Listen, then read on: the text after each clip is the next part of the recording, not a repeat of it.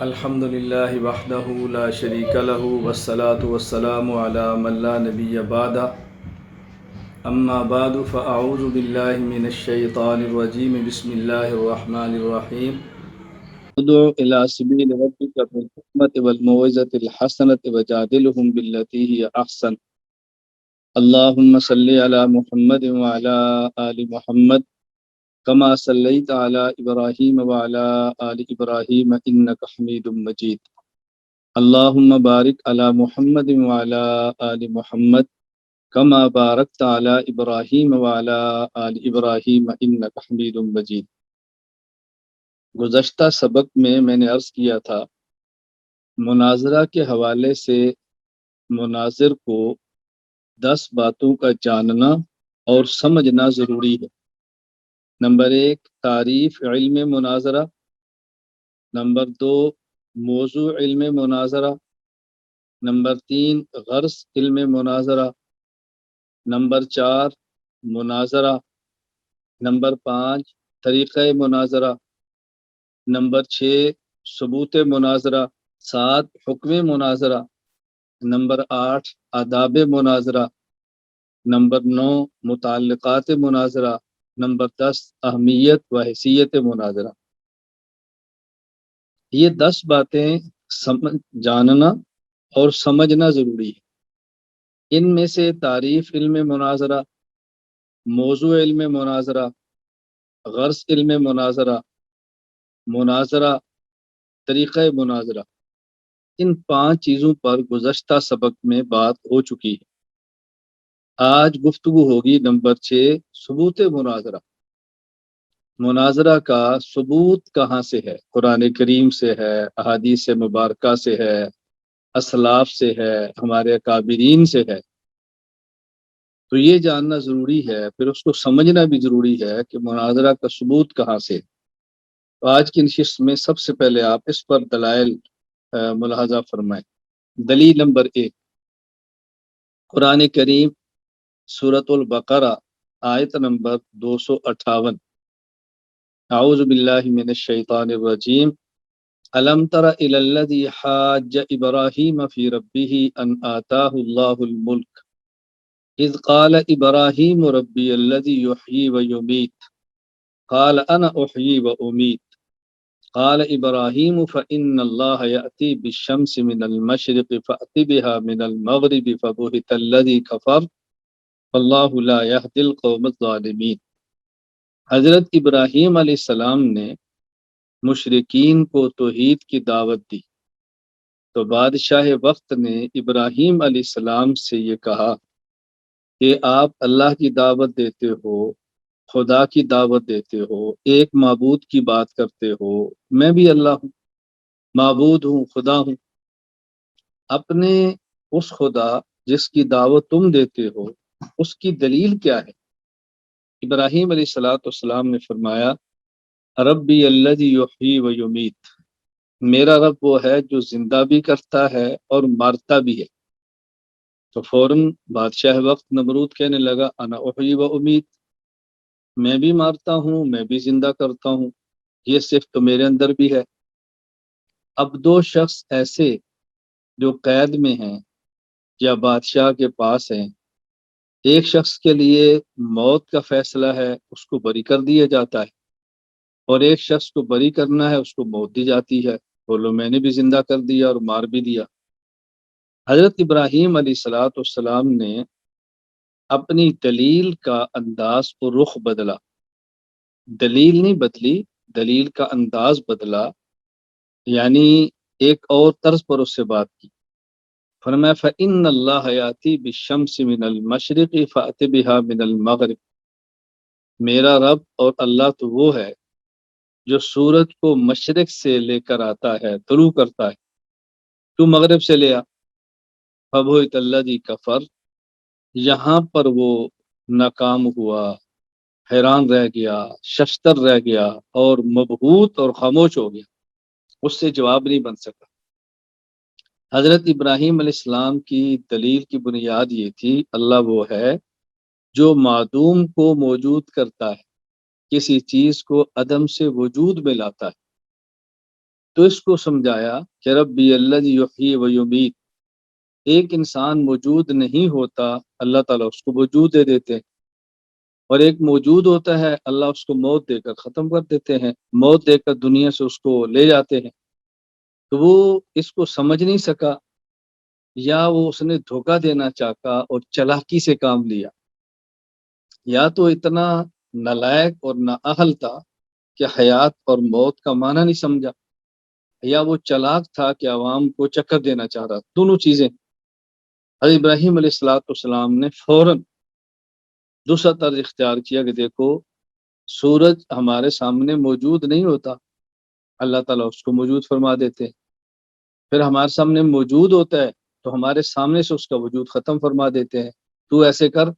وہ نہیں کر سکا، لاچار ہو گیا۔ اب ابراہیم علیہ السلام نے جو دلیل دی اور اس پر غالب آئے، اس کے لیے قرآن کریم نے لفظ استعمال فرمایا حاجہ۔ یہ باب مفاعلہ ہے، فاعل یفاعل مفاعلتن، حاجہ یحاج محاجتن، اور باب مفاعلہ یہ جانبین سے ہوتا ہے، جانبین سے۔ ایک آدمی کام کرے یہ نسبت ایک طرف سے ہے، دونوں کام کریں یہ نسبت دو طرف سے ہوتی ہے۔ جیسے ہم کہتے ہیں مصافحہ، دونوں ایک دوسرے سے دونوں ہاتھ ملائیں، یہ مصافحہ ہے، تو یہ جانبین سے ہوتا ہے۔ اس کا معنی یہ ہے کہ ابراہیم علیہ السلام نے بھی دلیل دی، اس نے بھی دلیل دی، دونوں نے ایک دوسرے سے گفتگو کی۔ اب اس آیت سے مناظرہ ثابت ہو رہا ہے کہ ابراہیم علیہ السلام نے محاجہ، مناظرہ یہ فرمایا ہے۔ ابراہیم علیہ السلام اللہ کے نبی ہیں۔ مشہور متکلم، مفسر، فقیہ امام ابو منصور محمد بن محمود ماتوریدی الحنفی رحمہ اللہ تعالی، جن کی وفات ہے سن 333 ہجری میں، وہ اس آیت کے تحت تعویلات اہل سنہ، ان کی جو تفسیر ہے اس کے اندر فرماتے ہیں وفیہ اباحۃ التکلم فی الکلام والمناظرۃ فی والحجاج، اس آیت میں جواز ثابت ہو رہا ہے علم الکلام میں گفتگو کرنے کا، مناظرہ کرنے کا، مباحثہ کرنے کا۔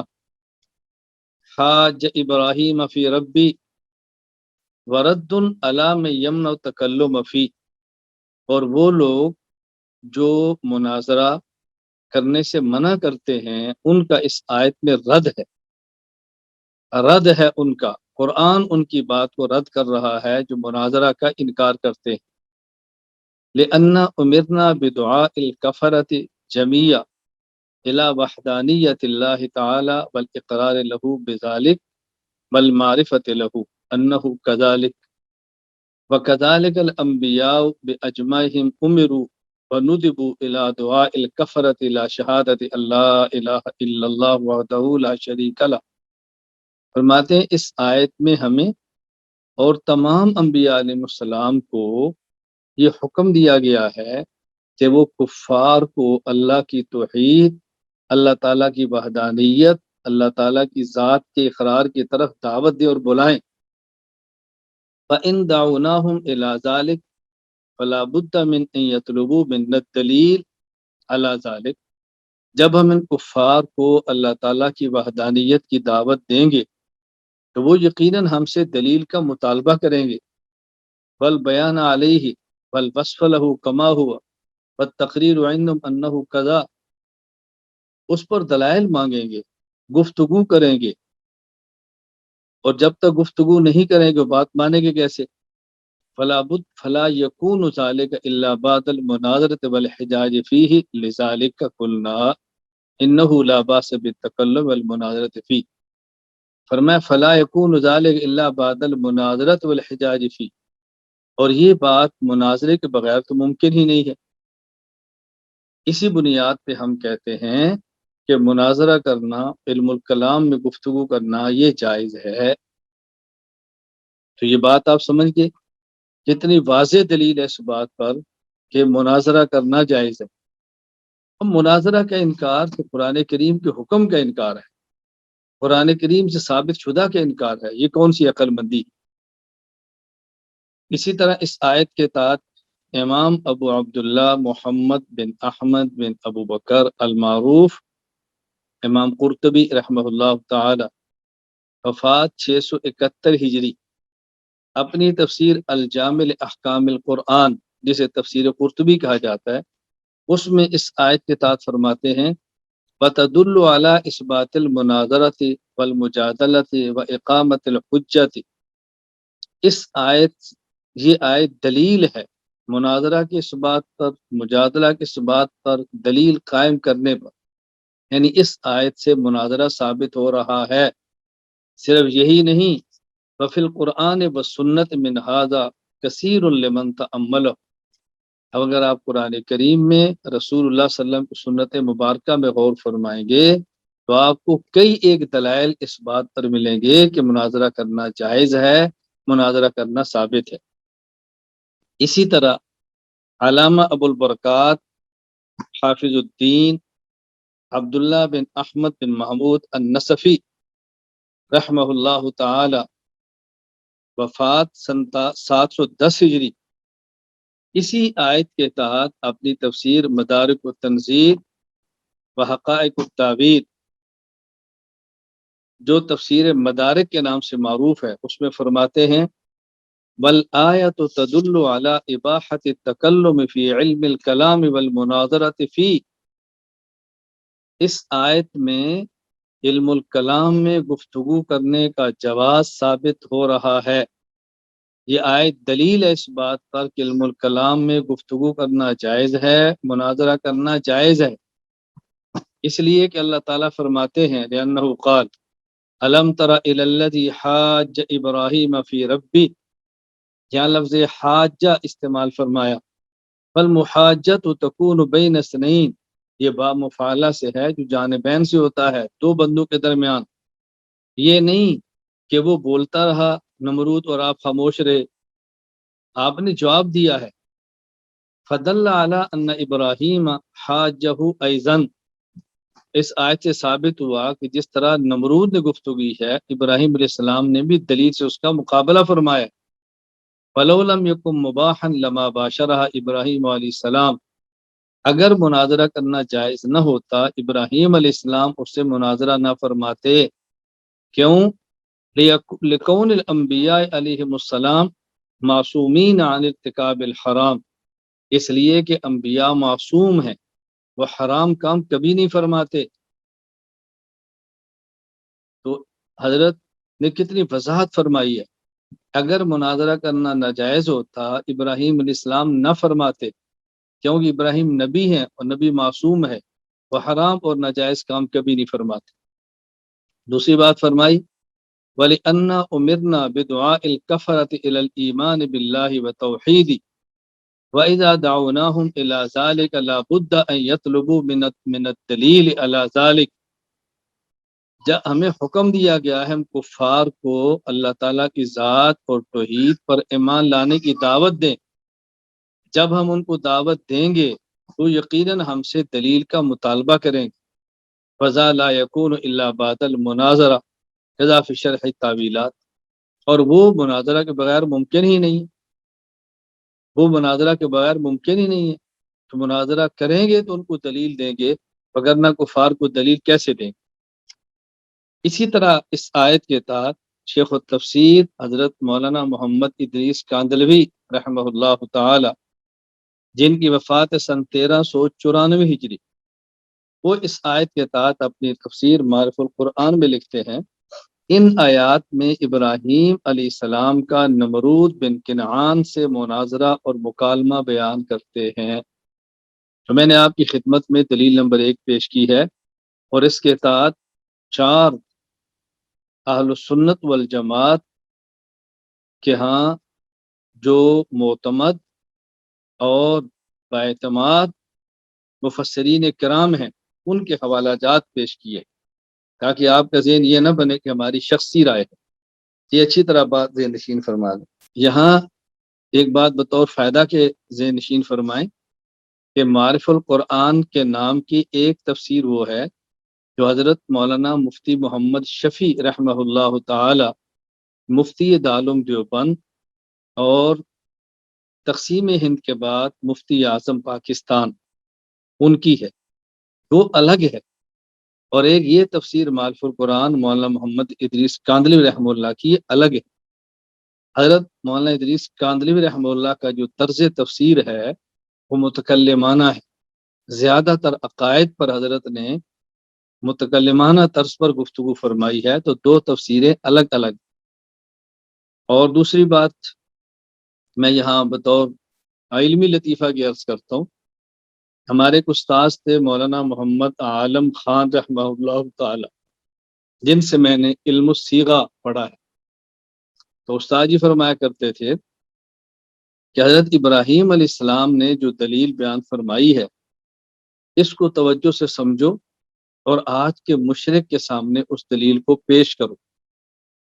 ایک شخص کی شادی ہوتی ہے، 10 سال تک اس کے یہاں بچہ پیدا نہیں ہوتا، دعائیں بھی مانگتا ہے، منتیں مانگتا ہے، اللہ کے حضور روتا بھی ہے، نہیں ہوتا۔ وہ کہیں کسی خبر، کسی جاہل بدعتی پیر کے ہتھے چڑھتا ہے، اور اللہ تعالیٰ نے 10 سال بعد مقدر لکھا ہوتا ہے، وہ 10 سال بعد اس کا بچہ پیدا ہوتا ہے، تو اس کا ذہن بنتا ہے میں تو اللہ تعالیٰ سے مانگتا رہا ہوں تو نہیں ہوا، مجھے تو فلاں پیر نے دیا ہے، تو پھر وہ نام اللہ دیتا کی بجائے پیرا دیتا رکھتا ہے، پیرا دیتا، پیر بخش۔ تو حضرت رحمۃ اللہ علیہ استاد جی بہت عجیب بات فرماتے اس کو حضرت ابراہیم علیہ السلام کی اس دلیل سے قائل کرو۔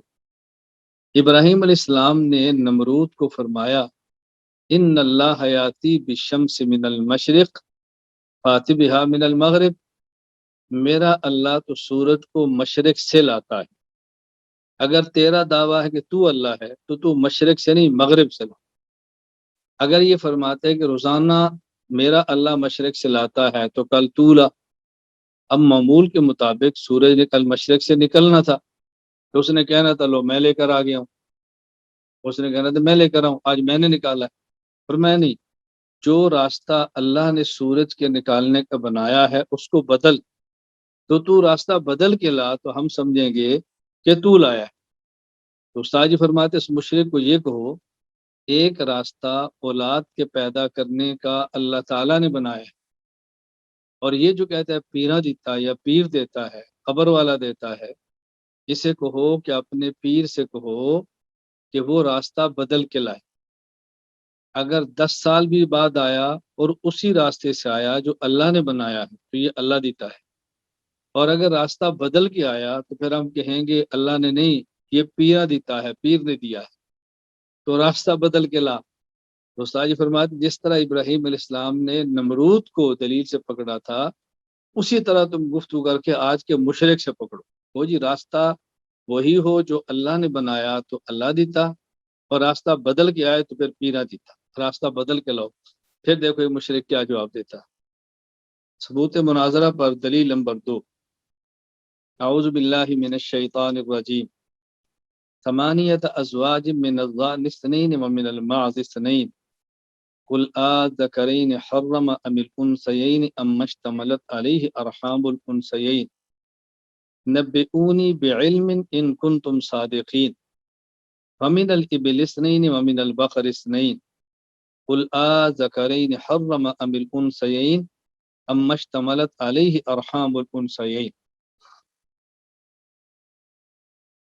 جانور اور مویشی اللہ تعالیٰ نے ان کے 8 جوڑے پیدا فرمائے، 2 نر اور 2 مادہ، ایک بھیڑ اور مینڈا، ایک بکری اور ایک بکرا۔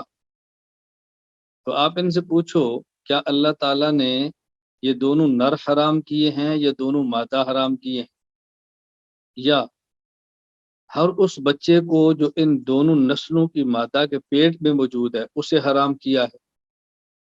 اسی طرح اونٹ اور اونٹنی، گائے اور بیل، تو اللہ تعالیٰ نے اونٹ اور بیل حرام کیا ہے یا گائے اور اونٹنی حرام کی ہے، یا وہ بچہ جو اونٹنی اور گائے کے پیٹ میں اس کو حرام کیا ہے؟ بتاؤ کس چیز کو اللہ نے حرام کیا، ذرا وضاحت کرو۔ اب یہاں دیکھو نبی کریم صلی اللہ علیہ وسلم کو حکم ہو رہا ہے کہ آپ مشرکین سے دلیل کا مطالبہ کرو، مشرکین سے دلیل کا مطالبہ کرو، مشرکین سے کہو، دلیل مانگو ان سے۔ اس آیت کے تحت مشہور مفسر محدث فقیہ ابو اللیث نصر بن محمد بن ابراہیم السمرقندی رحمہ اللہ تعالی، جن کی وفات سن 375 ہجری میں ہے، بحر العلوم جس کا معروف نام ہے تفسیر سمرقندی، اس میں تحریر فرماتے ہیں وفی حاضل آیت دلیل اثبات المناظرۃ فی العلم، اس آیت میں اس بات کی دلیل ہے کہ مناظرہ علم الکلام میں کرنا ثابت ہے، لأن اللہ تعالی امر النبی صلی اللہ علیہ وسلم بأن يناظرهم ويبين فساد قولهم، اللہ اپنے نبی کو فرما رہے ہیں کہ ان سے مناظرہ فرمائیں اور ان کی جو بات کا فساد ہے وہ ان کے سامنے کھول کے بیان فرمائیں کہ ان کی بات میں فساد کہاں پر ہے، غلط فہمی ان کو کہاں سے لگی ہے۔ امام ابو عبداللہ محمد بن احمد بن ابو بکر المعروف امام قرطبی رحمہ اللہ تعالی، وفات سن 671 ہجری، اپنی تفسیر الجامع احکام القرآن المعروف تفسیر قرطبی، اس میں اس آیت کے تحت فرماتے ہیں فدلت علی اثبات المناظرۃ فی العلم، اس آیت میں اس بات کا جواز ہے، یہ آیت اس بات پر دلیل ہے کہ علم الکلام میں مناظرہ کرنا جائز ہے اور ثابت ہے۔ کیوں؟ لأن اللہ تعالی امر نبیہ علیہ السلام بأن يناظرهم ويبين فساد قوله، اس لیے کہ اللہ تعالیٰ نے اپنے پیغمبر پاک صلی اللہ علیہ وسلم کو حکم دیا ہے کہ ان سے مناظرہ فرمائیں اور ان کے قول کا غلط ہونا واضح فرمائیں۔ دلیل نمبر 3، اعوذ باللہ من الشیطان الرجیم، ادع الی سبیل ربک بالحکمت والموعظۃ الحسنۃ وجادلہم باللتی ہی احسن ان ربک هو اعلم بمن ضل عن سبیلہ وہو اعلم بالمہتدین، اپنے رب کے راستہ کی طرف حکمت عمدہ باز کے ساتھ بلائیں اور ان سے بحث بھی کرو تو پسندیدہ طریقہ سے کرو، آپ کے رب کو خوب معلوم ہے کہ کون ان کے راستہ سے بہکا ہوا ہے اور خوب معلوم ہے کون ہدایت یافتہ ہے، اللہ خوب جانتے ہیں کون گمراہ ہے اور کون صحیح راستے پر ہے۔ اب دیکھو اس آیت کے تحت علامہ ابو البرکات حافظ الدین عبداللہ بن احمد بن محمود النصفی، وفات سن 710 ہجری، اپنی تفسیر مدارک التنزیل و حقائق التعلیل، مدارک التنزیل و حقائق التاویل المعروف تفسیر مدارک میں فرماتے ہیں وَرَدٌّ عَلَى مَن يَأْبَى الْمُنَاظَرَةَ فِي الدِّينِ، اس آیت میں ان حضرات کا رد ہے جو دینی احکام میں اور دین کے معاملے میں مناظرہ کرنے کا انکار کرتے ہیں۔ اللہ تعالیٰ نے صراحتاً وجادلہم کیا کہ ان کا رد فرما دیا ہے کہ جو مناظرہ کو نہیں مانتے۔ اسی طرح مشہور مفسر محدث مؤرخ ابو الفداء عماد الدین اسماعیل بن عمر المعروف ابن کثیر رحمہ اللہ تعالی، وفات سن 774 ہجری، اپنی تفسیر تفسیر القرآن العظیم المعروف تفسیر ابن کثیر میں فرماتے ہیں ای من احتاج منہم الی مناظرۃ و جدال فلیکن بالوجہ الحسن برفق ولین وحسن خطاب، کہ جو شخص مناظر کو جب ضرورت پیش آ جائے کسی شخص کو مناظرہ کی گفتگو کرنے کی، بہترین اسلوب سے گفتگو کرے، نرمی سے گفتگو کرے اور شائستگی کے ساتھ بات کرے، تو یہاں مناظرہ کا جواز ثابت ہو رہا ہے۔ یہ بات اچھی طرح ذہن نشین فرما لیں، یہاں یہ غلط فہمی کو دور کرنا از حد ضروری ہے۔ بہت سارے لوگ یہ بات کہتے ہیں کہ دیکھو قرآن کہتا ہے وَجَادِلْهُمْ بِالَّتِي أَحْسَنُ، مباحثہ ہو تو اچھا طریقہ سے ہو، اور مناظرہ ہو تو اچھا طریقے سے ہو۔ آج کل کے مناظرین ہلڑ بازی کرتے ہیں، لہجہ غلط اختیار کرتے ہیں، ذاتیات پہ کیچڑ اچھالتے ہیں۔ میں ان کی خدمت میں گزارش کرتا ہوں کہ دیکھو، اس میں صرف مناظرہ کا قصور تو نہیں ہے، اس فن کا قصور تو نہیں ہے، دین کے شعبے کا قصور تو نہیں ہے۔ اگر کوئی شخص غلط طریقہ پر کرتا ہے تو آپ یہ کہ یہ طریقہ غلط ہے، یہ تو نہ کہ مناظرہ غلط ہے۔ دعوت دینے کا اسلوب ہے، اگر کسی کا طریقہ غلط ہے تو یہ کو نا اس کا طریقہ غلط ہے، یہ تو نہ کہو کہ دعوت دینا ٹھیک نہیں۔ اگر شخص تدریس کرتا ہے اور اس کا طلباء کے ساتھ معاملہ شفقت والا نہیں ہے، مطالعہ نہیں کرتا، وقت کا ضیاع کرتا ہے، تو یہ کو نا اس کا طریقہ غلط ہے، یہ تو نہ کو تدریس ہی غلط ہے، یہ تو نہ کو تدریس ہی ثابت نہیں۔ اسلوب کا انکار کریں، اس کا حل کیا ہے؟ آپ صحیح طرح کر لیں، آپ صحیح رخ سے کر لیں۔ تو مناظرہ کا انکار تو نہ کریں نا، طرز کا انکار کریں، اور آپ میدان میں اتریں اور آپ صحیح بات کر لیں۔ تو جی لو، میں صحیح طریقے پر کرتا ہوں، ٹھیک ہے آپ کریں، بہت اچھی بات ہے، اللہ مبارک فرمائے، میدان میں اتریں، انکار تو نہ کریں نا، یہ بات اچھی طرح ذہن نشین فرمائے۔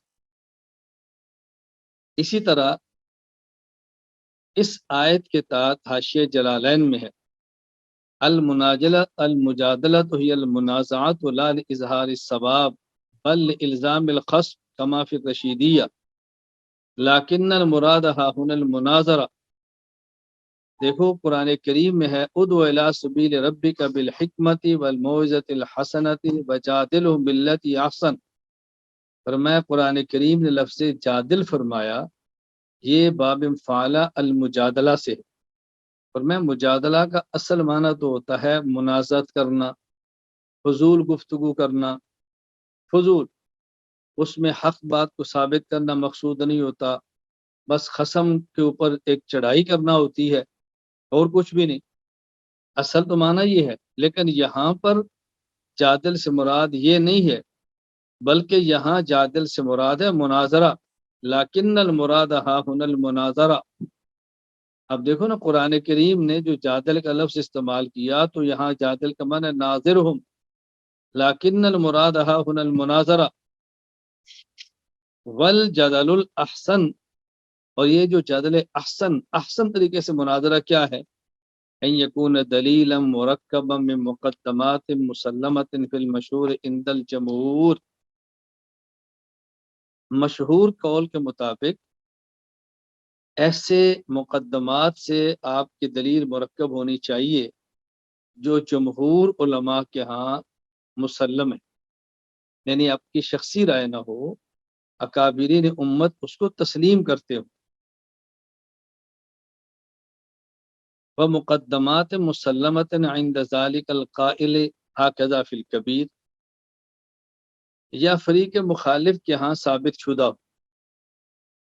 یعنی جدل احسن یہ ہے کہ آپ جب دلیل پیش کریں تو ایسی دلیل پیش کریں کہ جو فریقین کے ہاں مسلم، اور یا ایسی دلیل پیش کریں، جمہور کا معنی اکابرین امت کیا مسلم، اسلاف کیا مسلم ہو۔ اگر خاص وہ شخص نہیں مانتا تو اس کا قصور ہے نا، اکثر علماء اس کو تسلیم کر رہے ہیں اور وہ اکیلا ڈٹا ہوا ہے، وہ اکیلا ڈٹا ہوا ہے، مرغے کی ایک ٹانگ، وہ اکیلا مرغے کی ایک ٹانگ پہ ڈٹا ہوا ہے، اس کا کیا کریں؟ ہاں، یا ضرورت محسوس کریں تو گفتگو کریں ایک ایسی دلیل سے کہ جس دلیل کے جو مقدمات ہیں وہ آپ کا فریق مخالف بھی مانتا ہو۔ بھائی جو بات آپ مان رہے تھے میں نے وہ پیش کی ہے، آپ کہتے ہیں فلاں کتاب میں ہو، میں نے وہ پیش کر دی ہے، اب کیا اشکال ہے؟ آپ نے کہا تھا قرآن سے ہو، میں نے قرآن سے پیش کر دی ہے، اب کیا اشکال ہے؟ بہرحال جدل احسن یہ ہے کہ آدمی ایسی دلیل پیش کرے جو ایسے مقدمات سے بنتی ہو کہ جو جمہور علماء کے ہاں مسلم ہوں، ثابت شدہ ہوں۔ یا بعض حضرات کی رائے یہ ہے کہ ایسی دلیل ہو کہ جس کے مقدمات آپ کا فریق مخالف بھی مانتا ہو۔ مثلا آپ ایسا قول پیش کریں جس کو فریق مخالف بھی بڑا مانتا ہے، اس کی بات کو پیش کرتا ہے تو آپ اس کا قول پیش کر دیں، کوئی حرج نہیں۔ میں سمجھانے کے لیے ایک مثال پیش کرتا ہوں۔ مثال کے طور پہ غیر مقلدین سے آپ کی گفتگو ہوتی ہے، یا ہم غیر مقلد معاشرے کے اندر ایک بات کریں گے کہ دیکھو جی حرم کا امام ہے، ورف الیدین کرتا ہے تو آپ کیوں نہیں کرتے، یہ عوام سے کہیں گے۔ اچھا آپ ان کو فوراً کہیں کہ حرم کا امام تمام مسائل میں بنیاد ہے، آپ اس کو مانتے ہیں؟ اگر آپ مانتے ہیں تو پھر ہم سے بات کریں کہ ہم بتا دیں حرم کے امام کیا کرتا ہے اور آپ کیا نہیں کرتے۔ حرم کے امام نے کبھی بھی ننگے سر نماز نہیں پڑھی، آپ کہہ دو کہ ننگے سر نماز نہیں پڑھنی چاہیے، پھر فوراً کہیں گے کہ ہم کو اس کے مقتدی ہیں، ہم کو اس کے مقلد ہیں۔ آپ کو جی حرم کا امام تو سلاف امت میں حضرت ابو حنیفہ، مالک، شافعی، احمد کو کہتا ہے، کیا آپ اسی طرح کہتے ہیں کہ ہم ان کے مقلد ہیں؟ حرم کا امام اگر امام احمد بن حنبل کی تقلید کرتا ہو تو پھر جی ہم اس کے مقلد ہیں؟ کو بھی پھر آپ حرم کے امام کو بطور دلیل کے پیش کیوں کرتے ہیں؟ یا تو اس کی ساری باتیں مانو یا پھر ان کو پیش ہی نہ کرو۔ میں گفتگو اس لیے کر رہا ہوں کہ جب فریق سے گفتگو ہو تو دیکھیں اس کے ہاں بنیاد کیا ہے، آپ اس کی بنیاد کو توڑو اور اس کی بنیاد پہ بات کر لو۔ خیر یہ میں نے عرض کیا کہ جدل احسن کیا ہے، بعض کی رائے یہ ہے، مشہور قول یہ ہے کہ دلیل ان مقدمات سے بنی ہو جمہور علماء کیا مسلم ہے، اور یا کم از کم فریق مخالف کیا مسلم ہے، تو اس کا نام ہے جدل احسن۔ اب اگر مرغے کی ایک ٹانگ کی اڑا ہوا ہے، اس کا تو کیا علاج ہے؟ مرغے کی ایک ٹانگ، اس کا آپ کیا علاج کر سکتے ہیں؟ یہ مرغے کی ایک ٹانگ پر مجھے یاد ہے کہ یہ ایک لطیفہ ہے کہ جو بطور محاورہ کے استعمال ہوتا ہے کہ مرغے کی ایک ٹانگ۔ کہتے ہیں ایک بادشاہ تھا تو اس نے اپنے باورچی سے کہا بھئی کوئی مرغہ مسلم ہمیں چاہیے، یعنی ایسا مرغہ جو بناؤ سالم ہو اور بہترین ہو اور کوئی جز اس کا اس سے نکلا نہ ہو۔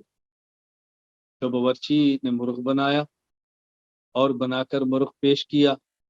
اب جب مرغ تیار ہو گیا تو اس نے یہ سوچ کر کہ میں نے بنایا ہے تو میں اس سے تھوڑا سا چکھ لوں، کہیں ایسا نہ ہو کہ اس میں کوئی نمک مرچ مسالہ ٹھیک نہ بنا ہو تو بھائی بجائے انعام کے یہ الٹا ہی نہ پڑ جائے۔ تو اس نے اس مرغ کی ٹانگ سے تھوڑا سا توڑ کے چکھ لیا۔ جب توڑ کے چکھا تو پھر اس نے کہا یار یہ تو مجھ سے غلطی ہو گئی، یہ جو بادشاہ سلامت دیکھیں گے کہ اس کی ٹانگ سے تھوڑا سا گوشت نہیں ہے تو یہ مرغ مسلم اور سالم مرغ تو نہ ہوا۔ وہ کہیں کس نے کھایا، میں کیا جواب دوں گا؟ تو اس نے ٹانگ الگ کی اور پوری ٹانگ کھا گئی۔ اب بادشاہ کے سامنے اس نے پیش کیا۔ بادشاہ نے کہا میں نے تو کہا تھا کہ مرغ ایک ٹانگ والا مکمل مرغ ہو، اور یہ مرغ تو ایسے اس کی پوری ٹانگ ہی نہیں ہے تو مکمل مرغ تو نہ آیا۔ اس نے کہا بادشاہ سلامت، بعض مرغ ایسے ہوتے ہیں جن کی ایک ٹانگ ہوتی ہے، ان کی دو ٹانگیں ہوتی ہی نہیں۔ بادشاہ نے کہا کبھی ایسا بھی ہوتا ہے؟ اس نے کہا جی ہاں، چلے کبھی ہم آپ کو دکھا دیں گے۔ کہتے ہیں بادشاہ کے ساتھ سواری میں کہیں جا رہا تھا تو راستے میں کچھ مرغ تھے، آپ نے بھی دیکھا ہوگا، اتفاق آیا ہوگا کہ بس اوقات مرغ جب کھڑے ہوتے ہیں زیادہ دیر کے لیے تو کبھی ایک ٹانگ کھڑا کر کے ایک ٹانگ پہ کھڑے ہوتے ہیں، ایک ٹانگ ساتھ وہ فولڈ کر لیتے اور ایک پہ کھڑے ہوتے۔ اس نے کہا بادشاہ سلامت وہ دیکھیں ایک ٹانگ والے مرغ۔ تو کہتے ہیں بادشاہ نیچے اترے، اس نے تھوڑا سا شوں ایسے آواز دی، چھڑی دکھائی تو مرغ دوڑ گئے، دونوں ٹانگوں پہ دوڑے۔ بادشاہ نے کہا تو کہتا تھا کہ مرغ ایک ٹانگا والا ہے، ان کی تو دونوں ٹانگیں ہیں۔ اس نے کہا بادشاہ سلامت مرغ کی ٹانگ ایک ہی تھی، یہ جو آپ کی شوں ہے اس سے دو ٹانگیں ہو گئی۔ وہ جس مرغ کو آپ کھا رہے تھے اگر آپ وہاں شوں کرتے تو آپ کی برکت سے اس کی بھی دو ٹانگیں ہو جاتی، یہ آپ کی شوں کی وجہ سے ہوا ہے، ورنہ ٹانگ ایک ہی ہے۔ اب دیکھیں وہ ڈٹا ہوا ہے مرغ کی ایک ٹانگ ہے، ماننے کے لیے تیار۔ تو جو اس طرح بات ڈٹ جائے مرغ کی ایک ٹانگ ہے اس کا کیا علاج کریں؟ میں یہ بات سمجھانا چاہتا ہوں۔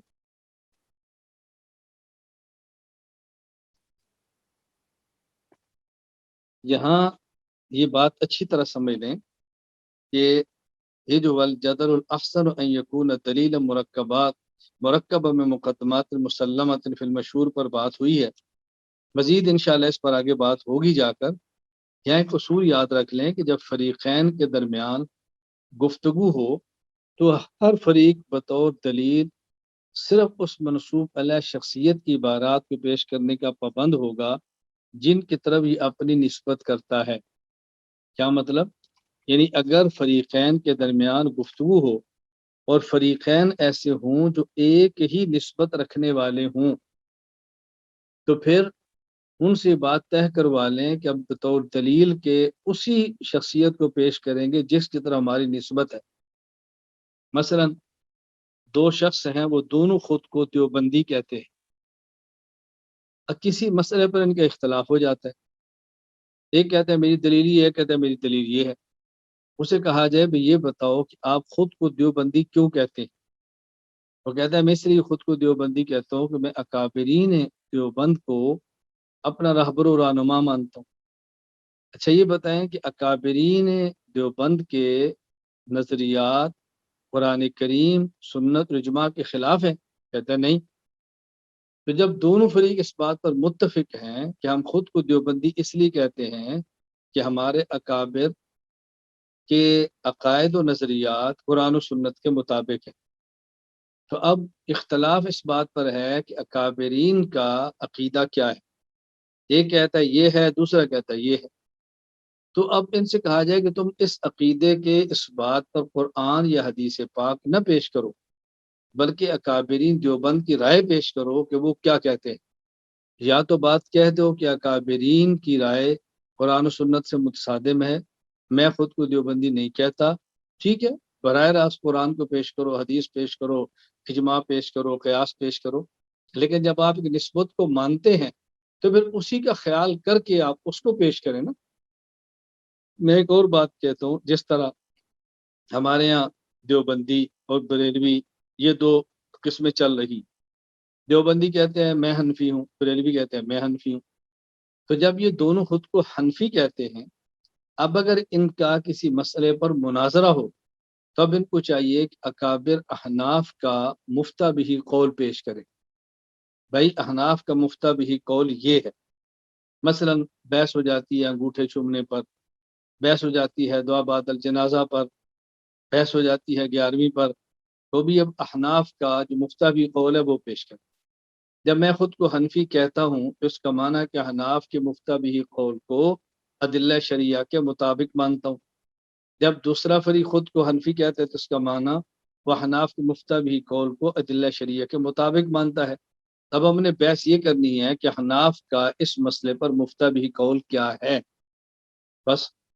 وہ کہتا ہے نہیں میری دلیل یہ آیت ہے، میں کہتا ہوں میری دلیل یہ آیت ہے، آپ کہہ دو میں حنفی نہیں ہوں۔ جب خود کو حنفی کہتے ہیں تو پھر احناف کے مفتہ بھی اقوال پیش کرو نا، آپ مزید ادلہ کیوں پیش کرتے ہیں؟ تو یہ بات میں نے آپ کی خدمت میں عرض کی ہے کہ اس کو اچھی طرح سمجھ لیں، مزید آگے اس پر پھر بات ہوگی۔ اس عبارت سے اصول معلوم ہوا کہ اگر ایک ہی نسبت رکھنے والے دو فریقوں کے درمیان مناظرہ ہو تو مناظرہ طے کرتے وقت یہ بات لکھوا لیں کہ ہر فریق بطور دلیل صرف اس منسوب علیہ شخصیت کی عبارات کو پیش کرنے کا پابند ہوگا جن کی طرف یہ اپنی نسبت کرتا ہے۔ مثلا اگر دیوبندی اور بریلوی میں مناظرہ ہو اور موضوع مثلا انگوٹھے چومنا، جنازہ کے بعد دعا، کل وغیرہ ہو، تو فریقین اپنے اپنے موقع پر فقہ حنفی کی عبارات پیش کرنے کے پابند ہوں گے، اس لیے کہ فریقین خود کو حنفی کہلاتے ہیں۔ اگر دیوبند کی طرف نسبت کرنے والے دو فریقوں کے درمیان مثلا حیات النبی صلی اللہ علیہ وسلم، سماع الصلاۃ والسلام عند قبر النبی صلی اللہ علیہ وسلم، استشفاء عند قبر النبی صلی اللہ علیہ وسلم، عرض اعمال، مسئلہ توسل، سماع موتیٰ پر مناظرہ ہو تو فریقین متفق علیہ اکابر کی عبارات کو پیش کرنے کے پابند ہوں گے، اس لیے کہ دونوں خود کو دیوبندی کہلاتے ہیں۔ اسی طرح اس آیت کے تحت حضرت مولانا محمد ادریس کاندلوی رحمہ اللہ تعالی شیخ التفسیر، وفات 1394 ہجری، فرماتے ہیں اے نبی دعوت دے، اپنی تفسیر معرف القرآن میں تحریر فرماتے ہیں، اے نبی دعوت دے اور بلا تو اپنے پروردگار کی راہ کی طرف علم و حکمت کی باتوں کے ساتھ اور عمدہ نصیحت کے ساتھ، اور اگر بحث و مباحثہ کا وقت آن پڑے تو نہایت عمدہ طریقے کے ساتھ ان سے مناظرہ کرو۔ یہاں بطور فائدہ کی ایک بات اور سمجھ لیں کہ دعوت کے اصل الاصول دو ہیں، نمبر ایک حکمت، نمبر دو موعظہ حسنہ۔ حکمت سے مراد دلائل قطعیہ اور موعظہ حسنہ سے مراد دلائل ظنیہ۔ باقی مجادلہ، مناظرہ یہ دعوت کے اصولوں میں نہیں، یہ ایک ضدی اور معاند کے خلاف بطور آخری ہتھیار کے حجت قائم کرنے کے لیے۔ دعوت کے اصول یہ دو ہی، دلائل قطعیہ حکمت، دلائل ظنیہ موعظہ حسنہ، یہ طریقہ ہے۔ باقی جو ان دونوں کو اختیار نہ سمجھے، پھر آپ کے مقابلے میں دلیل پیش کرے تو پھر آپ نے دلیل دینی ہے، پھر وہ پیش کرے تو آپ نے اس کا توڑ پیدا کرنا ہے۔ تو یہ دعوت کی بنیاد نہیں بلکہ ایک دعوت کے لیے مفید چیز ہے، دعوت کے راستے کی رکاوٹ کو ختم کرنے کے لیے۔ اس لیے امام فخر الدین محمد بن عمر بن حسین بن حسن رازی رحمہ اللہ تعالی وفات 604 ہجری اپنی تفسیر مفاتیح الغیب المعروف التفسیر الکبیر میں فرماتے ہیں ومن لطائف هذه الآیت انه قال ادعو الى سبیل ربک بالحکمت والموعظۃ الحسنہ۔ فرمایا اس آیت کے علمی لطائف میں سے یہ ہے فقصر الدعوت على ذکر هذین القسمین، اللہ تعالیٰ نے دعوت کو دو قسموں کے اندر منحصر فرمایا، دعوت کی صرف دو قسمیں بیان فرمائی۔ لأن الدعوت ان كانت بالدلائل القطعیہ فهي الحکمہ وان كانت بالدلائل الظنیہ فهي الموعظۃ الحسنہ۔ اگر دعوت دلائل قطعیہ سے ہے تو اس کا نام حکمت ہے، دلائل ظنیہ سے تو اس کا نام موعظہ حسنہ ہے۔ اما الجدل فلیس من باب الدعوت، یہ جدل اور مناظرہ یہ باب الدعوت میں سے نہیں ہے، بل المقصود منہ غرض آخر مغاجر للدعوہ وهو الالزام والافہام، اس سے مقصود ایک اور چیز ہے اور وہ ہے الزام اور افہام، یعنی مخالف کو خاموش کرا دینا، اس کے پاس کوئی چارہ نہ رہے ہماری بات کو مانے بغیر۔ فلہذا سبب لم یقل، اسی وجہ سے یوں نہیں فرمایا ادعو الی سبیل ربک بالحکمت والموعظۃ الحسنۃ والجدال الاحسن، بل قطع الجدل عن باب الدعوت تنبیہا علی انه لا يحصل الدعوت وانما الغرض منه شیء آخر واللہ اعلم، بلکہ ادعو الی سبیل ربک بالحکمت والموعظۃ الحسنہ بات ختم فرما دی اور وجادل الگ عنوان سے بیان کیا، یہ بتانے کے لیے اس سے مقصود دعوت نہیں بلکہ الزام ہے۔ اسی طرح مفتی بغداد علامہ ابو الثنا محمود آلوسی آفندی بغدادی حنفی رحمہ اللہ تعالی وفات سن 1270 ہجری اپنی تفسیر روح المعانی فی تفسیر القرآن العظیم والسبع المعانی والسبع المثانی المعروف تفسیر آلوسی رحمہ اللہ تعالی، اس کے اندر ارشاد فرماتے ہیں انما لم یقل ادعو الی سبیل ربک بالحکمت والموعظۃ والجدال الاحسن لما ان الجدال لیس من باب الدعوہ بل المقصود منه غرض آخر مغایر لها وهو الالزام والافہام، کہ اللہ تعالیٰ نے ادعو الی سبیل ربک بالحکمت والموعظۃ الحسنۃ والجدال الاحسن نہیں فرمایا بلکہ ادعو الی سبیل ربک بالحکمت والموعظۃ الحسنہ فرمایا اور جادل کو الگ بیان فرمایا، یہ سمجھانے کے لیے کہ اس سے مقصود دعوت نہیں بلکہ مخالف کو خاموش کرانا ہے، جسے ہم کہتے ہیں اس کی بولتی بند کرنا ہے، اس کو اپنی علمی اوقات دکھانا ہے کہ اس کی اوقات کیا ہے۔ مفتی اعظم پاکستان مولانا مفتی محمد شفیع رحمہ اللہ تعالی وفات سن 1396 ہجری تفسیر معرف القرآن میں اس آیت کے تحت فرماتے ہیں آیت کے نسخ سے معلوم ہوتا ہے کہ اصول دعوت اصل میں دو ہی چیزیں ہیں، حکمت اور موعظت، تیسری چیز مجادلہ اصول دعوت میں داخل نہیں، ہاں طریق دعوت میں کبھی اس کی بھی ضرورت پیش آ جاتی ہے۔ صاحب روح المعانی کا استدلال اس پر یہ ہے کہ اگر یہ تینوں چیزیں اصول دعوت ہوتی تو مقتضائے مقام یہ تھا کہ تینوں چیزوں کو عطف کے ساتھ اس طرح بیان کیا جاتا بالحکمت والموعظۃ الحسنۃ والجدال الاحسن، مگر قرآن حکیم نے حکمت و موعظت کو تو عطف کے ساتھ ایک ہی نسق میں بیان فرمایا اور مجادلہ کے لیے الگ جملہ وجادل باللتی احسن اختیار فرمایا۔ اس سے معلوم ہوتا ہے کہ مجادلہ فی العلم دراصل دعوت اللہ کا رکن یہ شرط نہیں، بلکہ طریقے دعوت میں پیش ہونے والے معاملات کے متعلق ایک ہدایت ہے، جیسا کہ اس کے بعد کی آیت میں صبر کی تلقین فرمائی، کیونکہ طریقے دعوت میں لوگوں کی ایذاؤں پر صبر کرنا ناگزیر ہے۔ خلاصہ یہ ہے کہ اصول دعوت دو چیزیں ہیں، حکمت اور موعظت، جن سے کوئی دعوت خالی نہ ہونی چاہیے، خواہ علماء ہوں، خواص کو ہو یا عوام الناس کو۔ البتہ دعوت میں کسی وقت ایسے لوگوں سے بھی واسطہ پڑ جاتا ہے جو شکوک و اوہام میں مبتلا ہو اور داعی کے ساتھ باس و مباحثہ پر آمادہ ہیں، تو ایسی حالت میں مجادلہ کی تعلیم دی گئی، مگر اس کے ساتھ ملت یاسن کی قید لگا کر بتلا دیا گیا کہ جو مجادلہ اس شرط سے خالی ہو اس کی شریعت میں کوئی حیثیت نہیں۔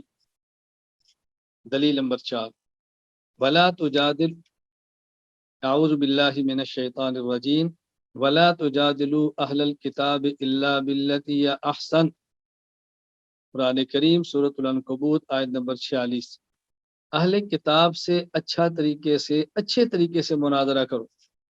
اس آیت کے تحت علامہ ابو البرکات حافظ الدین عبداللہ بن احمد بن محمود النصفی رحمہ اللہ تعالی وفات 710 ہجری، اس آیت کے تحت مدارک التنزیل و حقائق التعبیل المعروف تفسیر المدارک میں فرماتے ہیں، والآیت تدل علی جواز المناظرۃ مع الکفرۃ فی الدین وعلی جواز تعلم علم الکلام الذی بہ تتحقق المجادلہ۔ اس آیت میں اس بات کی دلیل ہے کہ کفار کے ساتھ دینی معاملات میں مناظرہ کرنا جائز ہے اور علم کلام سیکھنا بھی جائز ہے، اس لیے کہ علم کلام سیکھیں گے تو مناظرہ کریں گے، تو علم الکلام بھی جائز اور مناظرہ بھی جائز۔ دلیل نمبر 5،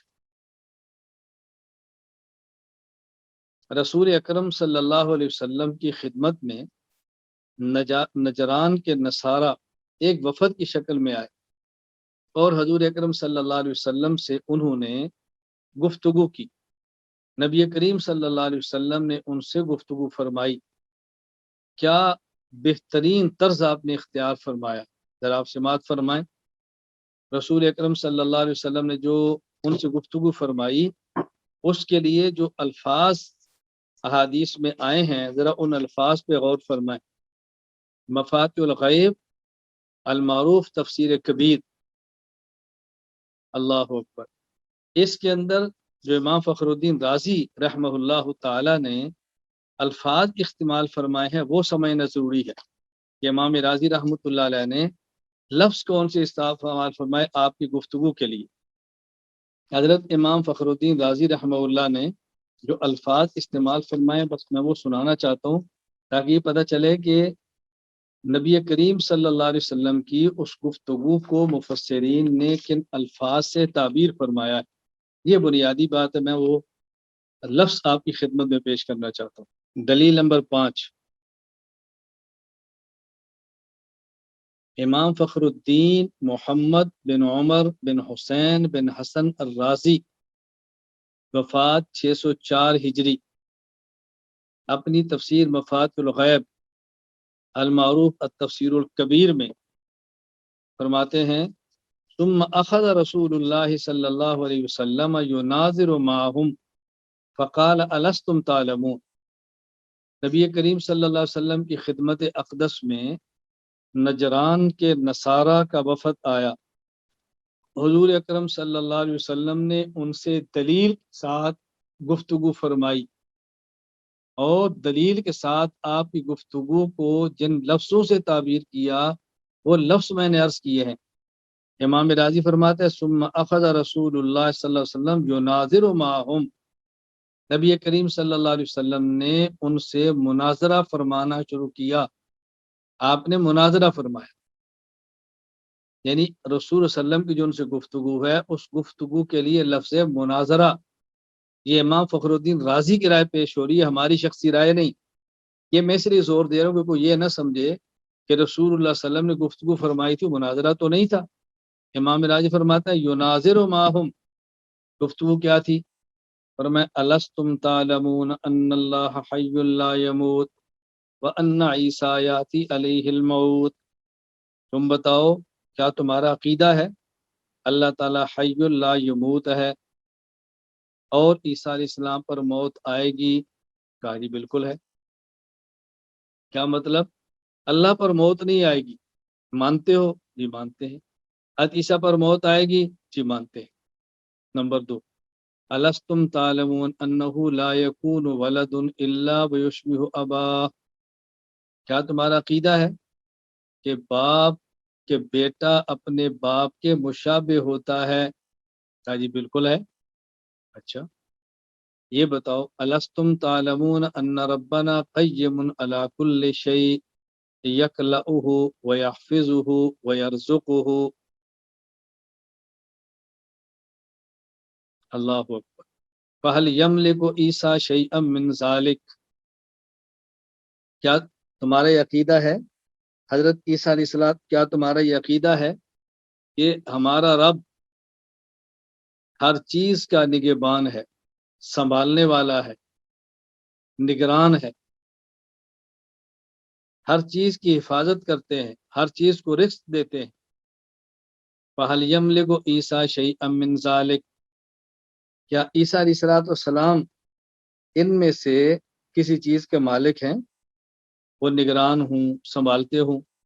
نے کہا نہیں، لا، ہرگز نہیں۔ اچھا فرمایا الستم تعلمون ان اللہ لا یخفی علیہ شیء فی الارض ولا فی السماء، کیا تمہارا عقیدہ ہے کہ اللہ تعالیٰ پر آسمان و زمین کی کوئی چیز بھی مخفی نہیں؟ قال یعلم عیسیٰ شیئا من ذلک الا ما علم، کیا عیسیٰ علیہ السلام کو جب تک نہ بتایا جائے ان کو بھی علم ہوتا ہے ان چیزوں کا؟ کہا جی نہیں، اتنا ہی ہوتا ہے جتنا دیا جائے علم؟ کہا جی بالکل۔ پھر پوچھا، اللہ اکبر، اب اللہ کے نبی فرما رہے فَإِنَّ رَبَّنَا صَوَّرَ عِيسَىٰ فِي الرَّحْمِ كَيْفَ شَاءَ، ہمارے رب نے عیسیٰ علیہ السلام کو اپنی ماں کے رحم میں جیسا چاہا بنایا۔ فَهَلْ تَعْلَمُونَ أَنَّ رَبَّنَا لَا يَأْكُلُ الطَّعَامَ وَلَا يَشْرَبُ الشَّرَابَ وَلَا يَحْدُثُ الْحَدَثَ، کیا تمہارا عقیدہ ہے کہ ہمارا رب نہ کھاتا ہے کھانا، نہ پیتا ہے پینا، نہ ہی ان کو تبھی کوئی تقاضا ہوتا ہے حاجت؟ وَتَعْلَمُونَ أَنَّ عِيسَىٰ حَمَلَتْهُ امْرَأَةٌ كَحَمْلِ الْمَرْأَةِ، کیا تمہارا عقیدہ ہے، جانتے ہو نا عیسیٰ علیہ السلام کی والدہ حاملہ ہوئی جیسے عورت حاملہ ہوتی ہے، یعنی اپنے پیٹ میں بچہ رکھا جس طرح عورت کے پیٹ میں بچہ رہتا ہے۔ فَوَضَعَتْهُ كَمَا تَضَعُ الْمَرْأَةُ، اور جنا جیسے عورت جنتی ہے۔ ثُمَّ كَانَ يَطْعَمُ الطَّعَامَ، پھر وہ کھانا بھی کھاتے، فَيَشْرَبُ الشَّرَابَ، پینے کی چیزیں بھی پیتے، فَيَحْدُثُ الْحَدَثَ، تبھی تقاضے بھی ہوتے۔ کہا جی بالکل۔ فقال صلی اللہ علیہ وسلم فَكَيْفَ يَكُونُ كَمَا زَعَمْتُمْ، اس کے باوجود بھی تم عیسیٰ علیہ السلام کو خدا کہتے ہو، کیسے ہو سکتا ہے؟ اب اس کا ان کے پاس کوئی جواب موجود نہیں تھا سوائے خاموشی کے، سوائے خاموشی کے کوئی جواب موجود نہیں تھا۔ حضرت امام راضی کیا فرماتے ہیں، وَعْلَمْ أَنَّ هَذِهِ الرِّوَایَةَ دَالَّةٌ عَلَىٰ أَنَّ الْمُنَاظَرَةَ فِي تَقْرِيرِ الدِّینِ وَإِزَالَةِ الشُّبُہَاتِ، اللہ اکبر، حرفۃ الانبیاء علیہم الصلاۃ والسلام، سبحان اللہ۔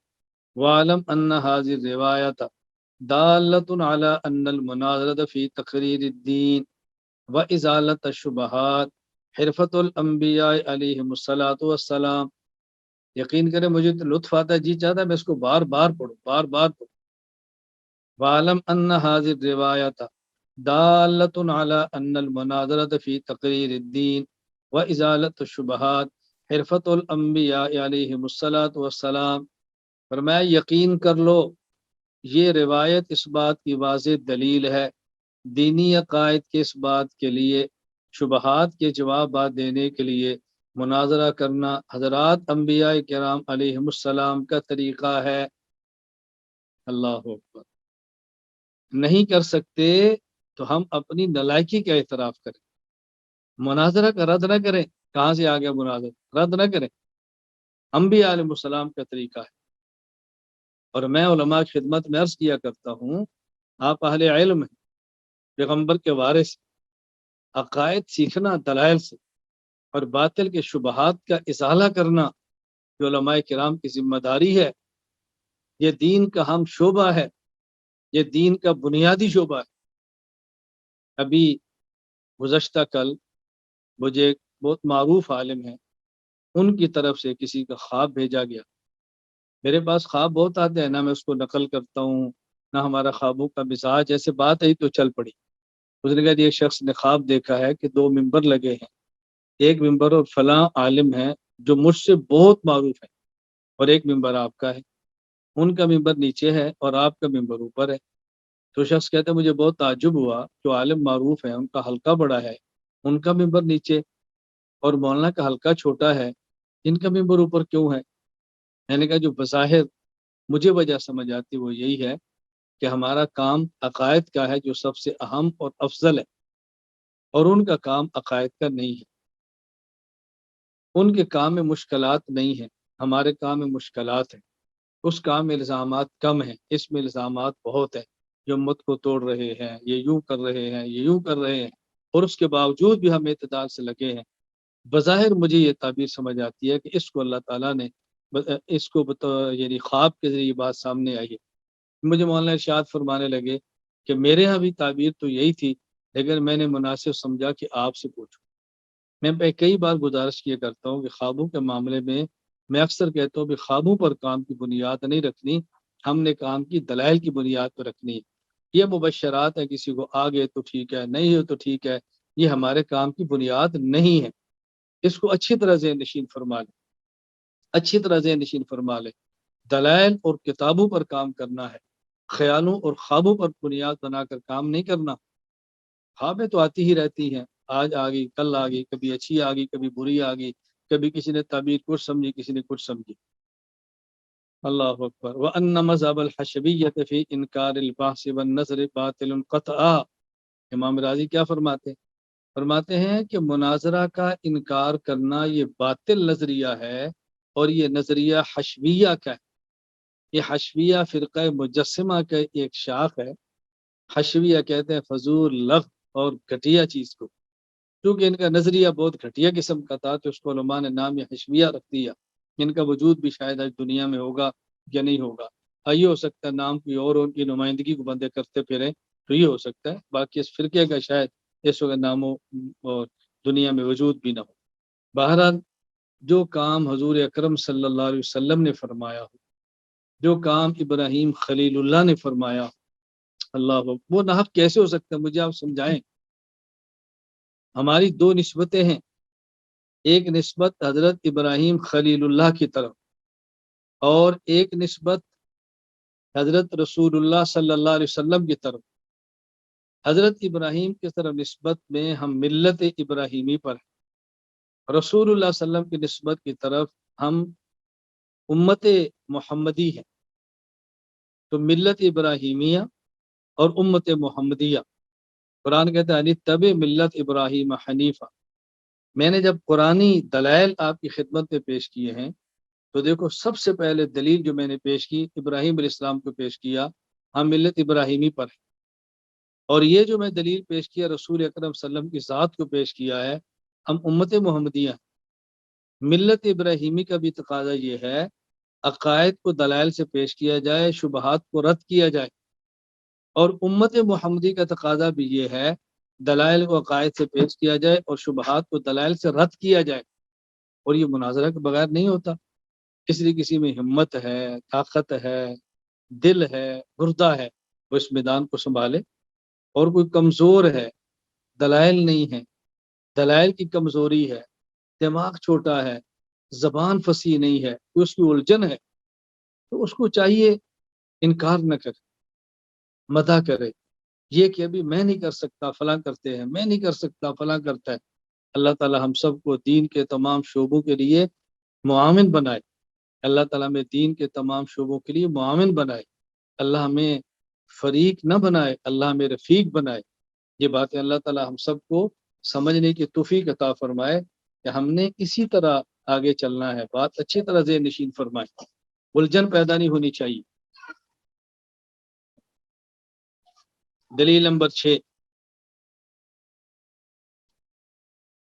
عن جبیر بن مطعم قال تماروا في الغسل عند رسول الله صلى الله عليه وسلم فقال بعض القوم أما أنا فإني أغسل راسي كذا وكذا فقال رسول الله صلى الله عليه وسلم أما أنا فإني أفيض على رأسي 3 أكف. صحیح مسلم باب استحباب افاضت الماء علی الراس وغیرہ 3. حضرت جبیر بن مطعم رضی اللہ عنہ فرماتے ہیں صحابہ کرام کی آپس میں بحث چل پڑی رسول اللہ صلی اللہ علیہ وسلم کی موجودگی میں کہ سر میں کتنی مقدار پانی ڈالنا چاہیے، کتنی مقدار سے سر دھونا چاہیے، یہ بحث ہوتی رہی آپس میں تمارو. تو رسول اکرم صلی اللہ علیہ وسلم فرمانے لگے اما انا، میں تو اپنے سر پر پانی ڈالتا ہوں اور 3 بار ڈالتا ہوں. اللہ اکبر. حضرت امام محی الدین ابو زکریہ یحییٰ بن شرف النووی رحمہ اللہ، وفات 676 ہجری. شرح سے مسلم النووی میں حدیث کے ساتھ فرماتے ہیں وفیہ جواز المناظرۃ والمباحثۃ فی العلم وفیہ جواز مناظرۃ المفضولین بحضرۃ الفاضل ومناظرۃ الاصحاب بحضرۃ امامہم وکبیرہم. اللہ. فرمائے سے 2 باتیں ثابت ہو رہی ہیں. نمبر 1، علم الکلام اور عقائد میں علمی مناظرہ اور مباحثہ کرنا جائز ہے. نمبر 2، بڑے کی موجودگی میں چھوٹے مناظرہ کریں یہ بھی جائز ہے.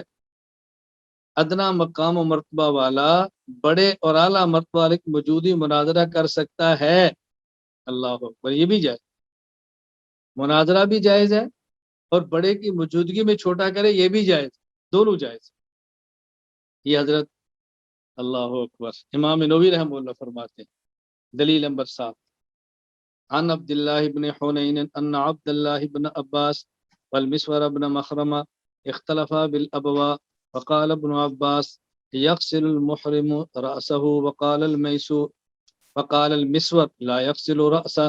قال فأرسلني ابن عباس إلى أبي أيوب الأنصاري رضي الله عنه وجدت يغتسل بين القرنين وهو يستر بثوب فسلمت عليه فقال من هذا فقلت أنا عبد الله بن حنين أرسلني إليك ابن عباس يسألك كيف كان رسول الله صلى الله عليه وسلم يغسل رأسه ومحرم.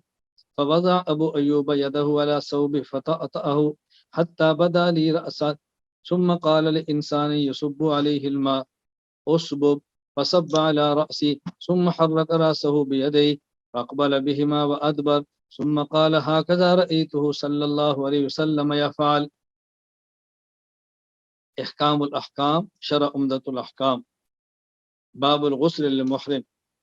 حضرت عبداللہ بن حنین کہتے ہیں کہ عبداللہ بن عباس اور مسور بن مخرمہ رضی اللہ عنہما ان کے درمیان مقام ابوا پر اختلاف ہوا کہ محرم کو غسل اپنا سر دھو سکتا ہے یا نہیں. ابن عباس فرمانے لگے دھو سکتا ہے، مسور کہتا ہے نہیں دھو سکتا. ابن عباس نے مجھے فرمایا کہ جاؤ ابو ایوب انصاری سے مسئلہ پوچھ کر آؤ. حضرت عبداللہ بن حنین کہتے ہیں میں گیا تو ابو ایوب انصاری رضی اللہ تعالیٰ عنہ 2 یعنی جسے آپ کہتے ہیں چٹانیں تھی ان کے درمیان غسل فرما رہے تھے، 2 ٹیلوں کے درمیان غسل فرما رہے تھے. میں گیا، میں نے سلام کیا، پوچھا کون؟ میں نے کہا عبداللہ بن حنین. مجھے عبداللہ بن عباس نے آپ پاس بھیجا ہے. وہ پوچھتے ہیں کہ رسول اللہ صلی اللہ علیہ وسلم حالت احرام میں سر کیسے دھوتے تھے؟ کہتا ہے ابو ایوب انصاری رضی اللہ تعالیٰ عنہ نے اپنے ہاتھ کو کپڑے پر رکھا. سبحان اللہ. حضرت ابو ایوب انصاری رضی اللہ تعالیٰ اپنا ہاتھ کپڑے پر رکھا اور اپنے سر کو میری طرف موڑا. پھر کسی آدمی سے کہا کہ وہ ان کے سر پر پانی ڈالتا رہے. اس نے ایسے ہی کیا. حضرت ابو ایوب انصاری رضی اللہ عنہ اپنے سر کو اپنے دونوں ہاتھوں سے حرکت دی، پہلے ہاتھ کو آگے لے گئے پھر پیچھے. اس کے بعد ہماری طرف متوجہ ہوئے فرمایا کہ میں نے آپ صلی اللہ علیہ وسلم کو اسی طرح غسل کرتے ہوئے دیکھا ہے.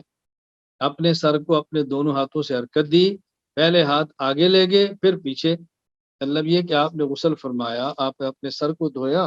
اب ظاہر سر پر چونکہ آپ کے یہاں پانی ہے، اس پانی کو صاف کرنے کے لیے آپ نے یوں کیا ہے، پھر آپ نے یوں کیا پیچھے لے گئے.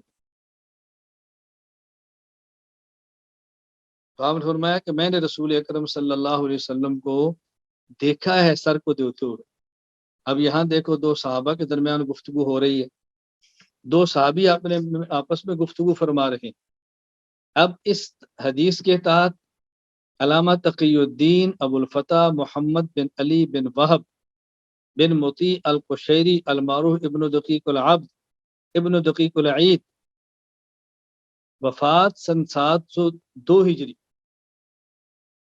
اس حدیث مبارک کے تحت علامہ تقی الدین ابو الفتح محمد بن علی بن وہب بن مطیع القشیری المعروف ابن دقیق العید، وفات سن 702 ہجری، یہاں فرماتے ہیں وفی الحدیث دلیل علی جواز المناظرۃ فی مسائل الاجتہاد۔ ایک ہے عقیدے پر مناظرہ، ایک ہے مسائل اجتہادیہ پر میں اس سے ثابت ہوا کہ اجتہادی مسائل پر بھی مناظرہ کرنا جائز ہے۔ یہ ہم نے دلیل کیوں پیش کی؟ بہت سارے حضرات کی رائے ہوتی ہے یہ کفر اسلام کا مسئلہ تو نہیں ہے، یہ کوئی عقیدے کا مسئلہ تو نہیں ہے، یا ائمہ کے درمیان اختلافی مسئلہ ہے اور اجتہادی مسئلہ ہے، اس پر مناظرے کی کیا ضرورت تھی؟ وہ بھی ٹھیک ہے اور یہ بھی ٹھیک ہے۔ صحابہ کرام کی گفتگو ہو رہی ہے اور اختلافی اجتہادی مسئلے پر ہو رہی ہے، اور محدثین فرما رہے ہیں وفی الحدیث دلیل علی جواز المناظرۃ فی مسائل الاجتہاد، کہ اجتہادی مسائل پر بھی مناظرہ کرنا جائز ہے، اس میں حرج کی بات کیا ہے؟ دلیل نمبر 8، امام ابو بکر احمد بن علی الخطیب بغدادی رحمہ اللہ تعالی، وفات سن 463 ہجری، فرماتے ہیں وقد روی عن عمر بن الخطاب وعلی بن ابی طالب وغیرہما من الصحابۃ رضی اللہ عنہم انہم تکلموا فی احکام الحوادث قبل نزولها وتناظروا فی علم الفرائض، اللہ اکبر، وتناظروا فی علم الفرائض والمواريث وتبعهم على هذه السبيل التابعون ومن بعدهم من فقهاء الامصار، فكان ذلك اجماعا منهم على انه جائز غیر مکروہ ومباح غیر محظور۔ الفقی والمتفقہ ابی بکر خطیب بغدادی، باب القول فی السؤال۔